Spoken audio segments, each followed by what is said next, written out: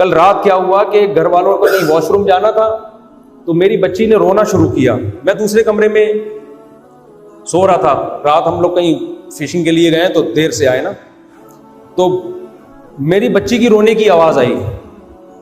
2 साल की बच्ची है, इतना रो रही है, इतना रो रही है। मैं उठ के गया, उसको मैंने चुप कराया, तो क्या उसकी माँ वॉशरूम में गई हुई है।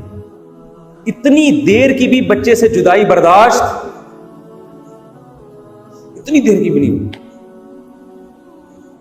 तो मैंने जब ये मंजर देखा ना, मैंने कहा, बच्ची रो रही थी, मैंने उसको चुप कराया। मैंने कहा मैं भी हूं ना, मैं अब्बा हूं।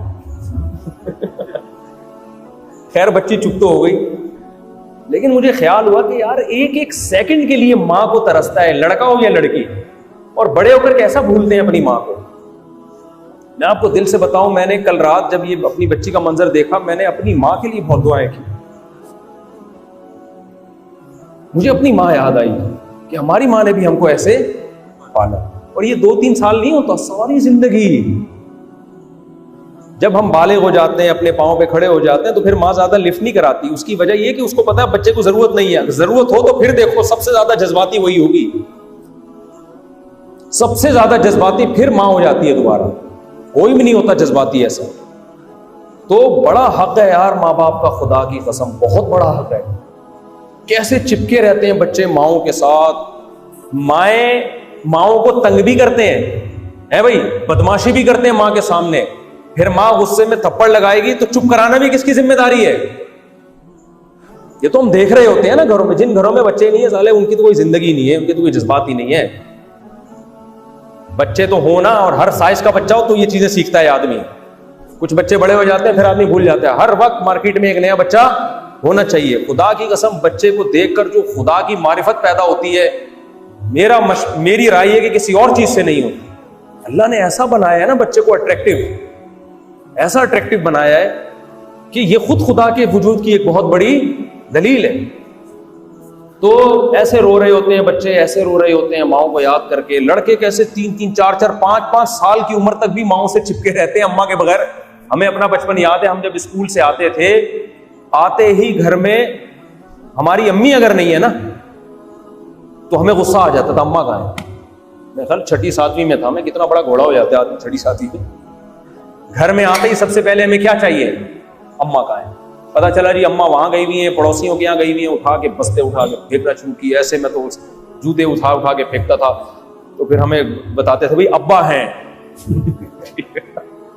अबे भाई अब्बा को साइड पे रखो यार, अम्मा चाहिए, खाना चाहिए, ये चाहिए, वो चाहिए। अम्मी किधर है? गुस्सा ऐसे जैसे बदमाशी यार, जैसे तुम इस घर के बाप हो।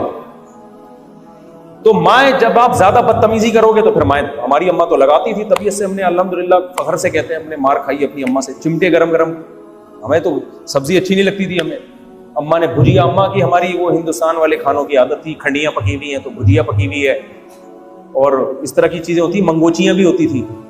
हमें नहीं पसंद आती थी खंडियां या ये सब चीजें, हमें आलू गोश्त का सालन पसंद था। जिस दिन खंडियां पकी हैं तो हमारी अम्मा के खाओ भाई, हम कहते मैं नहीं खा रहा।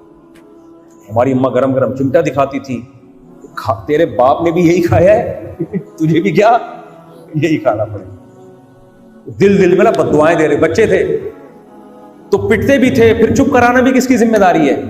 अम्मा की जिम्मेदारी।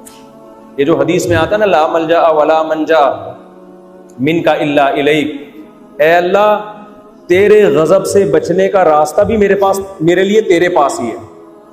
अगर अल्लाह के गजब से बचने के लिए आप भागना चाहो तो कहां भागोगे? अल्लाह ही के पास भागोगे, क्योंकि उसके अलावा कोई रास्ता नहीं है। बिल्कुल ये चीज मां पे भी सादिक आती है।